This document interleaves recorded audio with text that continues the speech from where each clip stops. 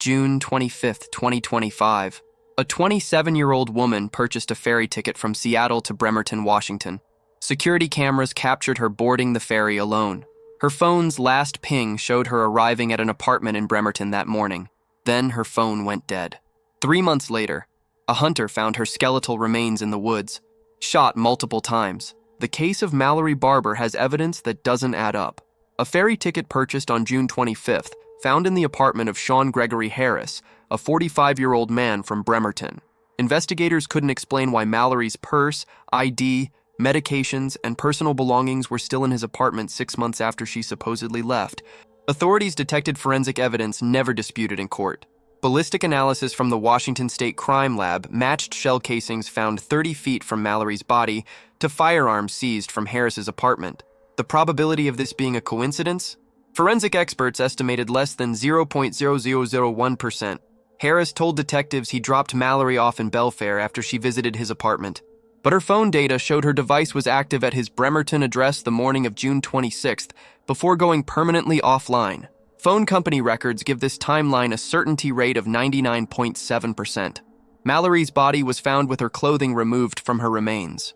No personal items, no phone, just bones scattered in the timberland and 2 spent shell casings that ballistically matched Harris's guns.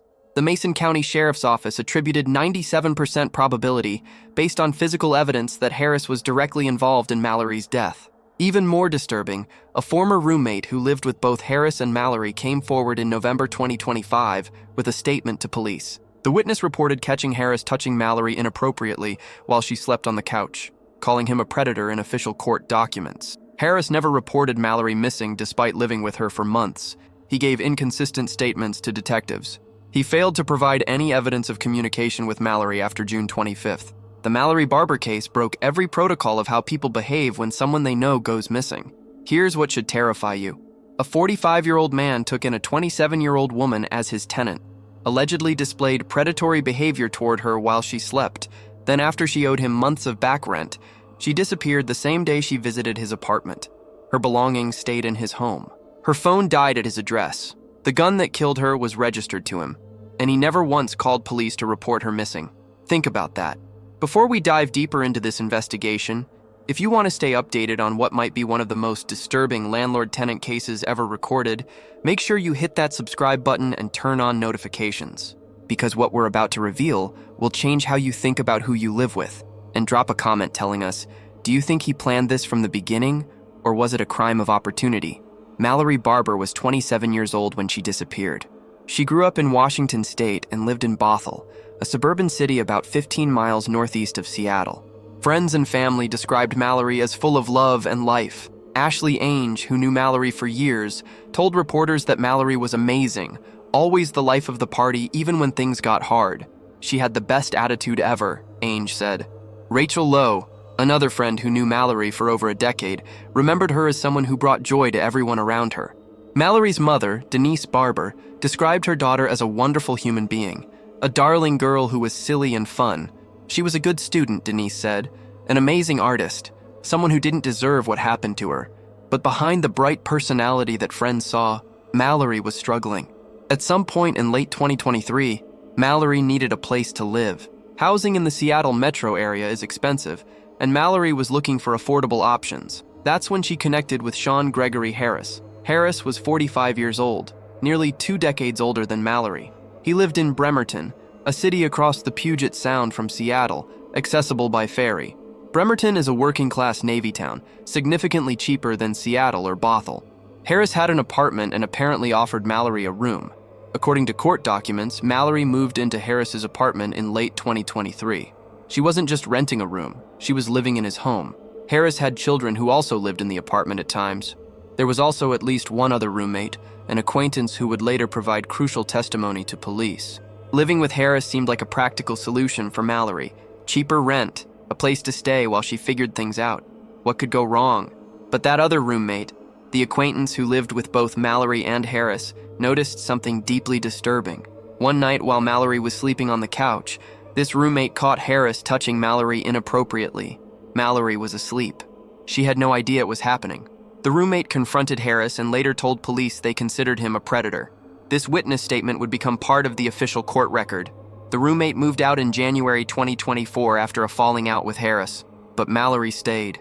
Why did Mallory stay after the roommate left? We don't know for certain. Maybe she didn't know about the incident. Maybe she had nowhere else to go.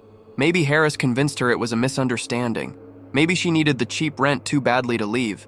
What we do know is that Mallory continued living with Harris into 2024 and early 2025.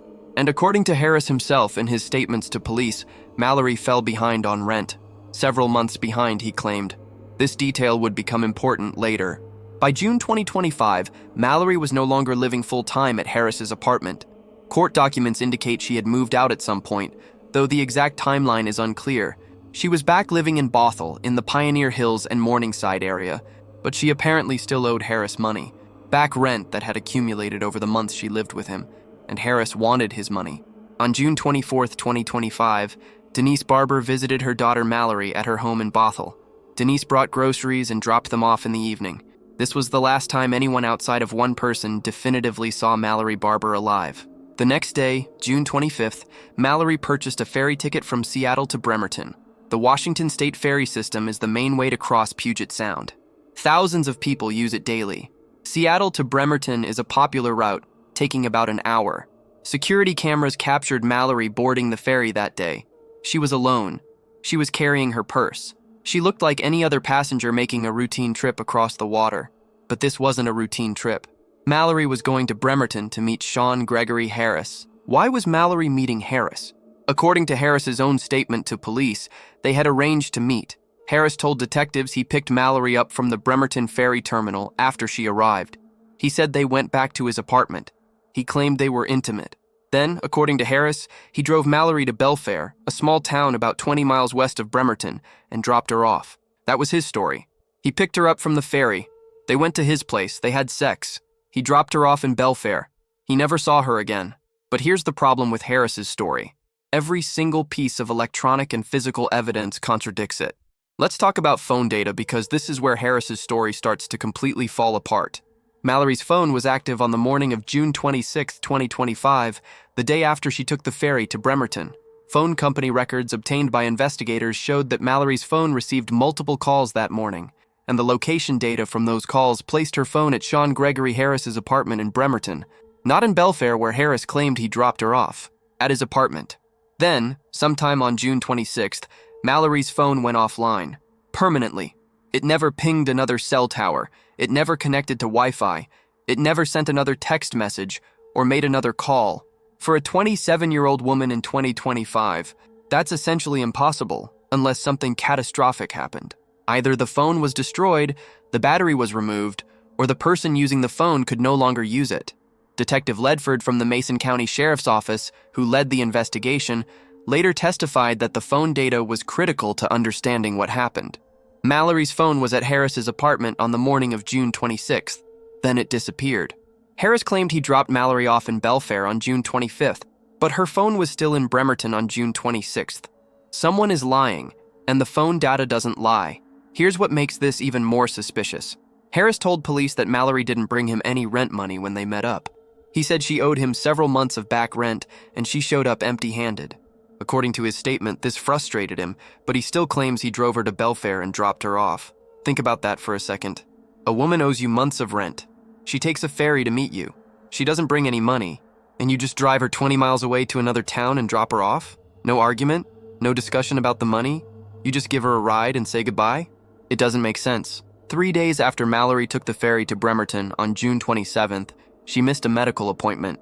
This was out of character for Mallory. She was responsible about her health appointments. When she didn't show up and didn't call to reschedule, the medical office tried reaching her. No response. Mallory's family tried calling her, straight to voicemail. They tried texting. No reply. Social media? No activity. Mallory Barbour had vanished completely. On July 1st, 2025, 7 days after Mallory was last seen leaving her home in Bothell, her family reported her missing to the Bothell Police Department. Family and friends told police it was completely out of character for Mallory to go this long without any contact. She wouldn't just disappear without telling anyone. This wasn't a planned trip. This wasn't Mallory deciding to go off the grid for a while. Something was wrong. At first, Bothell police didn't find evidence that a crime had been committed. There were no signs of a struggle at Mallory's apartment, no evidence of forced entry, no obvious indication of foul play. Missing persons cases are tricky. Adults have the right to disappear if they want to. Maybe Mallory needed space. Maybe she was dealing with something personal. Maybe she'd turn up in a few days. Except Mallory didn't turn up. Days turned into weeks. Weeks turned into a month. By mid-July, it had been 3 weeks since anyone had heard from Mallory. Her social media accounts were completely dormant. Her phone continued going straight to voicemail. Her bank accounts showed no activity. For friends and family, the silence was agonizing. Ashley Ainge and Rachel Lowe spoke to reporters about their desperation for answers. Where was Mallory? Who was she with? How did this happen? Mallory's mother, Denise, was beside herself. She had seen her daughter on June 24th, just one day before Mallory disappeared. Everything seemed normal. Denise had no idea that would be the last time she'd see her daughter alive. The Bothell Police Department continued investigating Mallory's disappearance, but with no clear evidence of a crime and no solid leads, the case was difficult to advance. The investigation continued through the summer of 2025, but there were no breaks, no new information, no sightings of Mallory. It was as if she had vanished into thin air. Behind the scenes, Denise Barbour and Mallory's friends were doing everything they could to keep attention on the case. They organized searches. They posted on social media. They contacted local news stations. They refused to let Mallory's disappearance fade into the background. In November 2025, 5 months after Mallory disappeared, her family increased a reward through Crime Stoppers to $6,000 for information leading to Mallory's whereabouts or an arrest in her case. They were desperate for any break in the investigation. By this point, they feared the worst but still hoped for answers. The Mason County Sheriff's Office, working with Bothell Police, began focusing their investigation on the timeline of Mallory's disappearance. They knew she took a ferry to Bremerton on June 25th. They knew her phone went dead on June 26th. They knew she never came home. In November 2025, the Mason County Sheriff's Office released a public appeal for surveillance footage. They specifically requested video from vehicles, homes, and businesses along State Route 3 and State Route 304 between the Bremerton Ferry Terminal and Shelton, Washington. The time frame they were interested in? June 25th through June 28th, 2025. Authorities published a map showing the exact route they wanted footage from. This wasn't a random search. Investigators clearly believed Mallory had traveled along this route after arriving in Bremerton. State Route 3 runs south from Bremerton through Mason County. It's a rural highway that winds through timberland and small towns. And somewhere along that route, investigators believed something happened to Mallory Barbour. September 15, 2025, nearly 3 months after Mallory disappeared. A hunter was walking through timberland in Mason County, in a remote area near State Route 3 and Pickering Road, about 8 miles northeast of Shelton. This is rural Washington. Dense forest, logging roads, the kind of place where you might not see another person for hours. The hunter was moving through the woods when he noticed something that didn't belong. Bones, human bones. Scattered throughout the area, about 30 feet off an access road, the hunter immediately called 911. Mason County Sheriff's deputies responded to the scene. What they found was every investigator's nightmare and every family's worst fear. The skeletal remains of a human being who had been dead for an extended period of time. The body was in an advanced state of decomposition. The remains had been exposed to the elements, animals, and the passage of time for months. Detectives from the Mason County Sheriff's Office secured the scene and began the painstaking process of recovering and documenting the remains. Initial observations at the scene indicated this was a homicide. The remains were found approximately 30 feet off an access road in the timberland. This wasn't a hiking accident. This wasn't someone who got lost and died of exposure. Detectives noted several disturbing details. The victim's clothing had been removed from the body. There were no personal belongings nearby, no wallet, no phone, no identification. And critically, 2 spent shell casings were found near the remains. Someone had shot this person and dumped their body in the woods.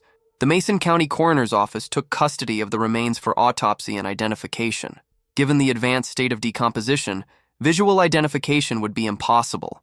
They would need to use dental records or DNA to identify the victim.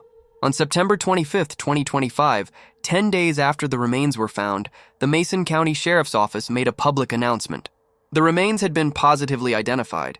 The victim was Mallory Barbour, the 27-year-old woman from Bothell who had been missing since late June. Indications at the scene show the female died from homicidal violence. the sheriff's office stated. Investigators believed the remains had been at the location for an extended period of time, consistent with Mallory disappearing in late June and being found in mid-September. The autopsy revealed the cause and manner of death. Mallory had been shot multiple times.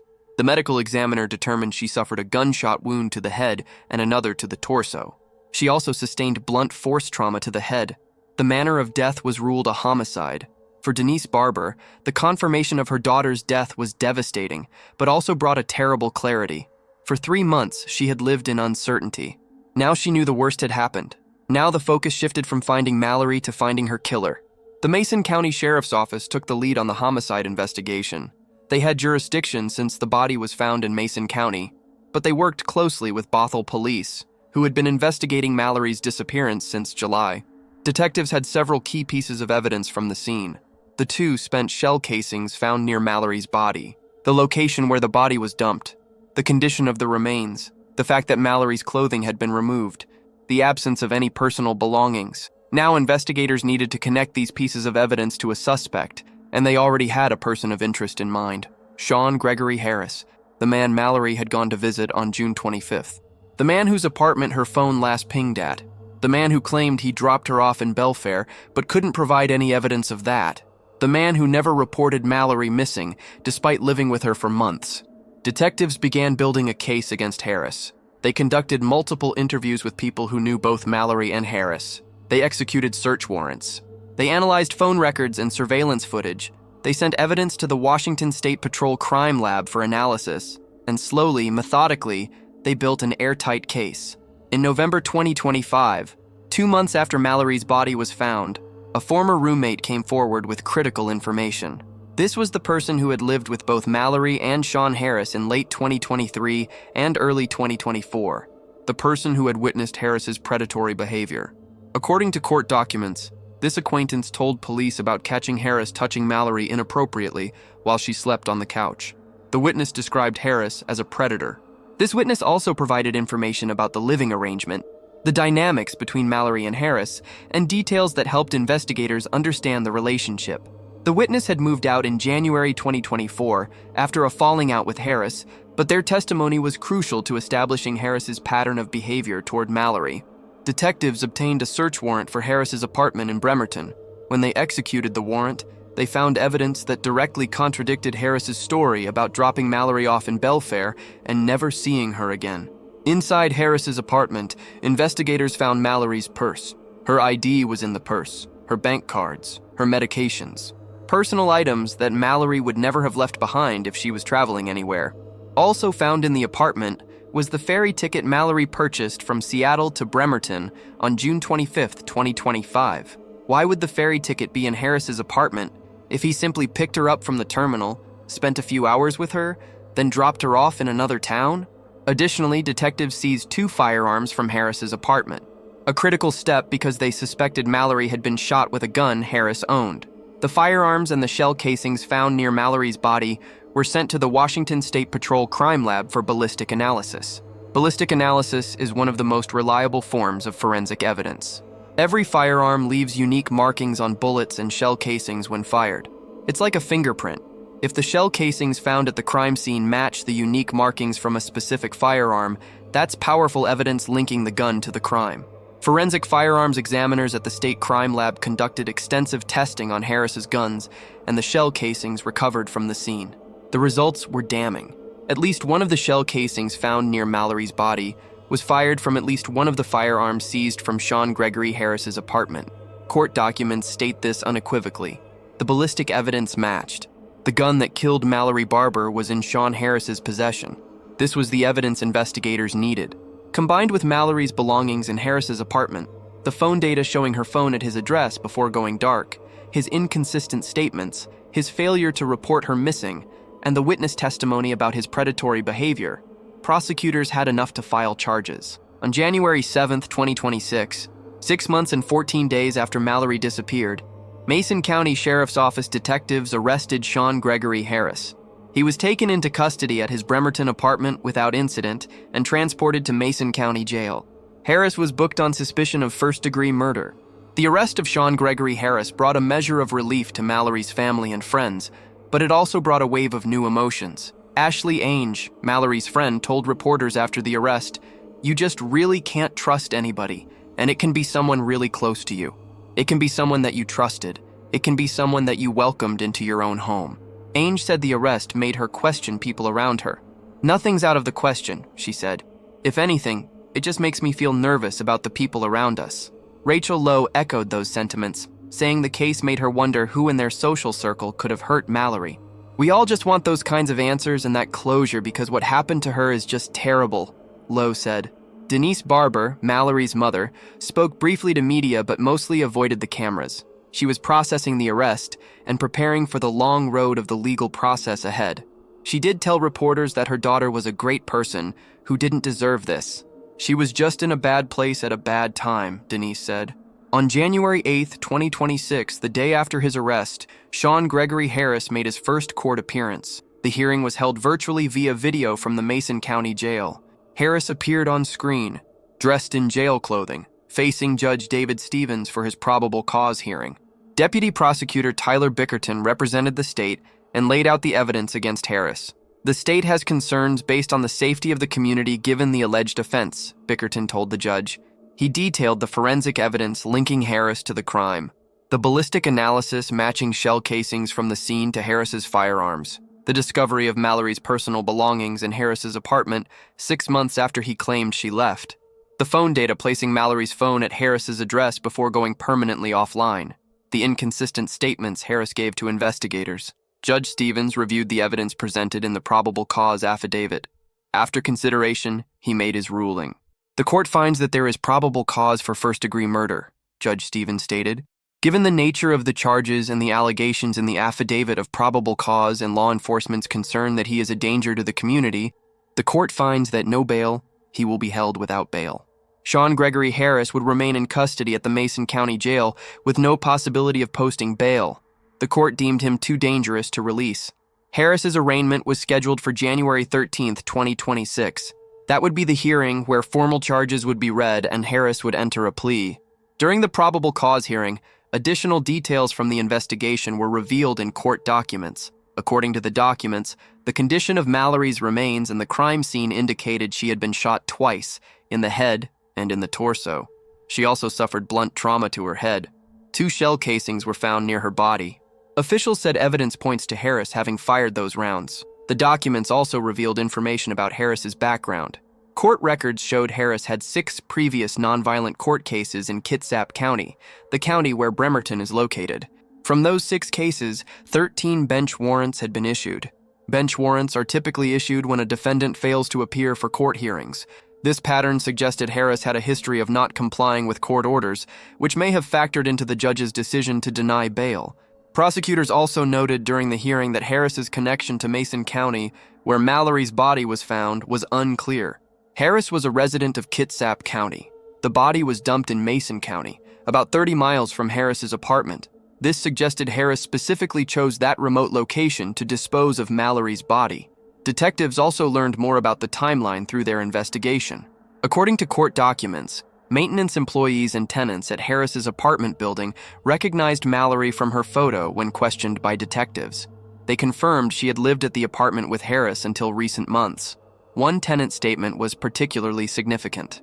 The tenants said they saw Mallory at the apartment complex in late 2023 and early 2024, but hadn't seen her around for several months by the time of the investigation. This corroborated that Mallory had moved out at some point before June 2025. But it also confirmed that Harris and Mallory had a significant history as roommates. Detectives' working theory based on all the evidence was straightforward. On June 25, 2025, Mallory took the ferry to Bremerton to meet Sean Harris. She likely went to discuss the back rent she owed him, or possibly to collect belongings she had left at his apartment. Harris picked her up from the ferry terminal and took her to his apartment. At some point on June 25th or in the early morning hours of June 26th, something happened. Maybe they argued about the money. Maybe Harris made unwanted advances. Maybe Mallory threatened to report his previous inappropriate behavior. Whatever the trigger, Harris decided to kill Mallory. He shot her twice, once in the head and once in the torso. He also inflicted blunt force trauma to her head. Then Harris faced the problem of what to do with her body. He couldn't leave it in his apartment. He couldn't call police. So he made a plan. Harris drove south from Bremerton on State Route 3, heading into rural Mason County. He knew the area. He knew the timberland roads. He found a remote access road off Pickering Road, pulled in about 30 feet, and dumped Mallory's body. He removed her clothing to eliminate evidence that might link her to him. He took her phone, destroying it or disposing of it elsewhere. Except he made mistakes. He kept her purse and ID in his apartment. He kept the ferry ticket. He kept the guns he used to kill her. And he thought he could outsmart the investigators by claiming he dropped her off in Belfair. But the ballistic evidence didn't lie. The phone data didn't lie. And when detectives connected all the pieces, Harris's story fell apart completely. The case against Sean Gregory Harris was overwhelming, but one question remained unanswered. Why did Harris keep Mallory's belongings? Why not destroy them or throw them away? This is a question that often comes up in criminal cases. Why do killers keep trophies or evidence that could incriminate them?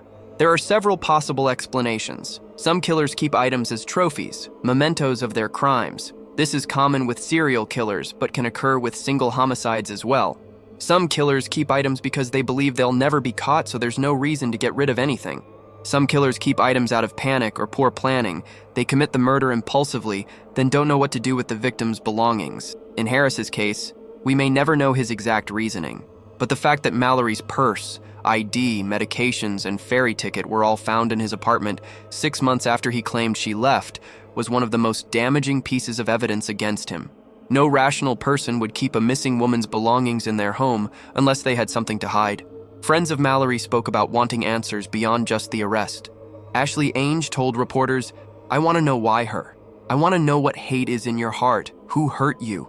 What was it that happened to you to make you want to cause so much harm to somebody else?"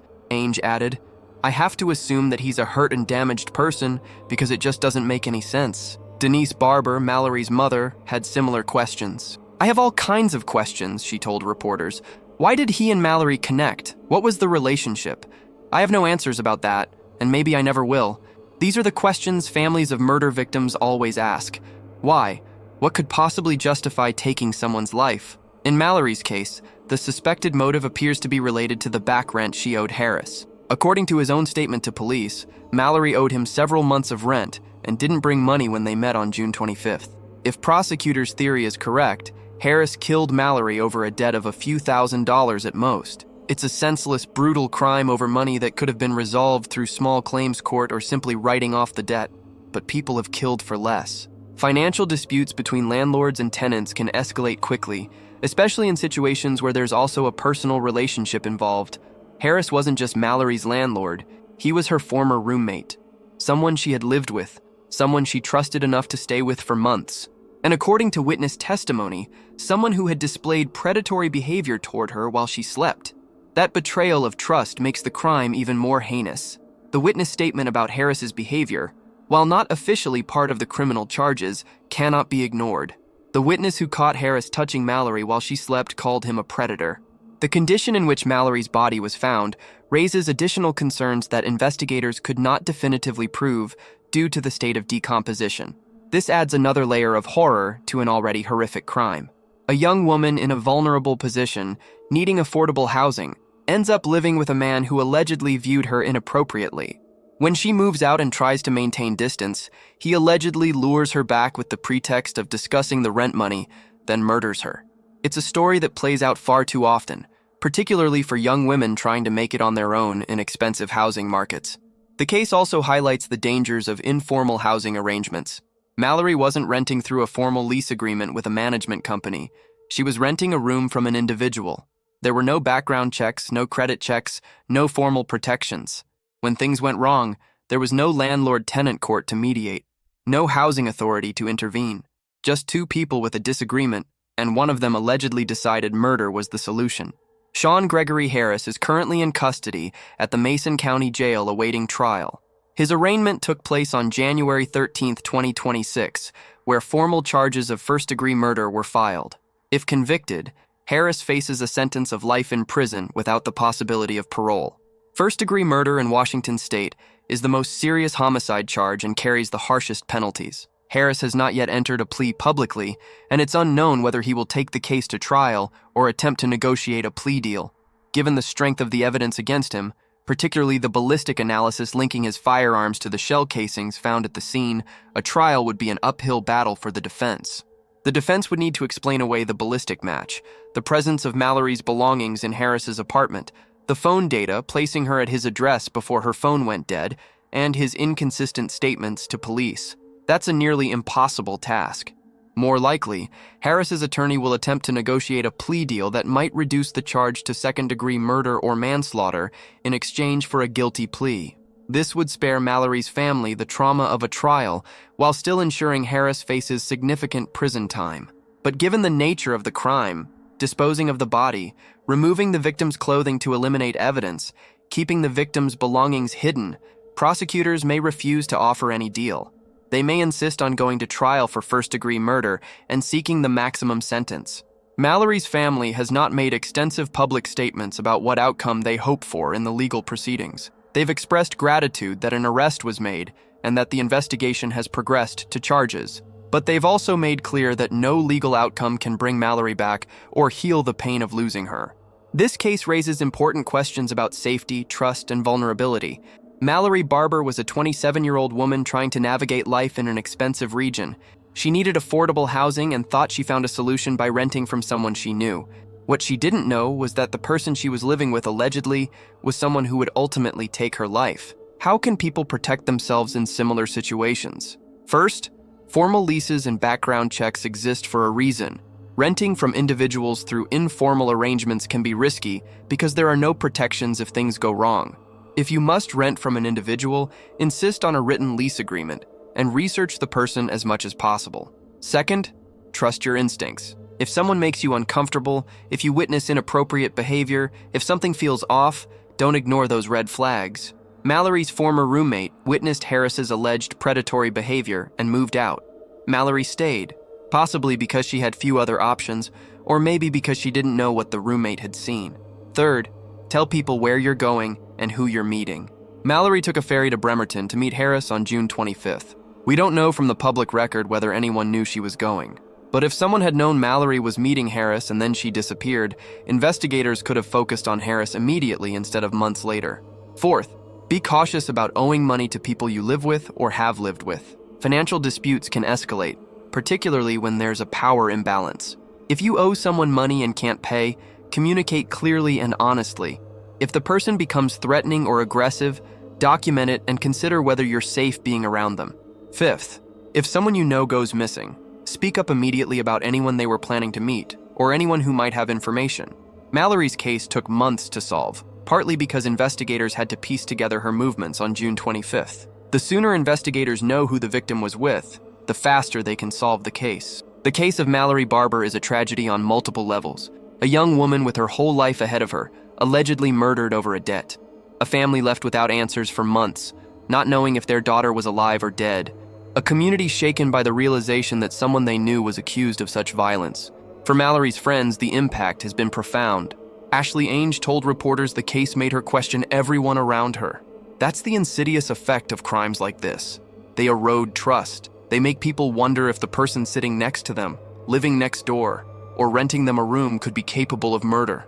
For Mallory's mother, Denise, the loss is immeasurable. She will never see her daughter again, never hear her laugh, never watch her create art, never celebrate another holiday or birthday with her, all because one man allegedly decided that a few months of unpaid rent justified taking a human life. The Mason County Sheriff's Office deserves credit for their persistence in solving this case. Detective Ledford and his team spent months following leads, analyzing evidence, and building a case against Harris. The ballistic analysis that linked Harris's firearms to the shell casings found at the scene was the crucial piece of evidence that turned suspicion into probable cause for arrest. The arrest came 6 months and 14 days after Mallory disappeared on June 24, 2025. The official missing person report was filed July 1, 2025. The arrest on January 7, 2026, brought a small measure of closure as Mallory's family prepared to face the legal proceedings ahead. What happens next in the legal proceedings will unfold over the coming months. Harris's arraignment occurred on January 13, 2026, with formal charges filed. The prosecution will prepare for trial, organizing their evidence and witness testimony. The defense will review the evidence and determine their strategy. Pre-trial hearings will address various motions and legal issues, and eventually, unless a plea deal is reached, the case will go to trial. A jury of Harris's peers will hear the evidence. They'll see the ballistic analysis showing his guns fired the shots that killed Mallory. They'll see photos of Mallory's belongings found in his apartment months after he claimed she left. They'll hear testimony about the phone data showing Mallory's phone at his address before going dead. They'll hear from the witness who allegedly caught Harris touching Mallory while she slept. They'll hear Harris's own inconsistent statements to police about what happened on June 25th. And they'll be asked to decide, has the state proven beyond a reasonable doubt that Sean Gregory Harris murdered Mallory Barbour? Based on the evidence available in court documents, it's hard to imagine any other conclusion, but that's for a jury to decide. For now, Sean Gregory Harris remains in the Mason County Jail, held without bail, awaiting his day in court. Mallory Barbour's family and friends continue to mourn her loss and seek justice for her murder. And the community of Bothell, Bremerton, and Mason County is left to process another act of violence that allegedly took a young woman's life far too soon. If there's any lesson to take from Mallory's case, it's this. Trust your instincts, vet the people you live with, tell others where you're going and who you're meeting, and never assume that someone you know could never hurt you. Because sometimes the most dangerous person is the one you've welcomed into your home. Mallory Barbour was amazing, full of love and life, the last person who deserved this. But she allegedly trusted the wrong person. She needed affordable housing and thought she found a solution. Instead, she allegedly found someone who would take everything from her. Don't let her story be forgotten. Don't let her death be in vain. If you're in a living situation that makes you uncomfortable, get out. If someone owes you money and you're thinking about confronting them, consider whether your safety is worth more than the debt. If you know someone is missing, speak up about anyone who might have information. These small actions could save a life. Mallory's life couldn't be saved, but maybe, just maybe, telling her story can prevent another tragedy like this from happening. That's the best way to honor her memory. If this case unsettled you, make sure you hit that like button and subscribe. We're following investigations like this in real time, and the cases we cover next might hit even closer to home. Drop a comment with your thoughts. Should people who rent out rooms be required to undergo background checks? Should there be more protections for informal housing arrangements? Share this video with anyone who rents a room or lives with roommates. Mallory's story could save someone's life if it makes them think twice about who they're living with. Stay safe out there. And remember, the person you trust today could be the person you need to fear tomorrow.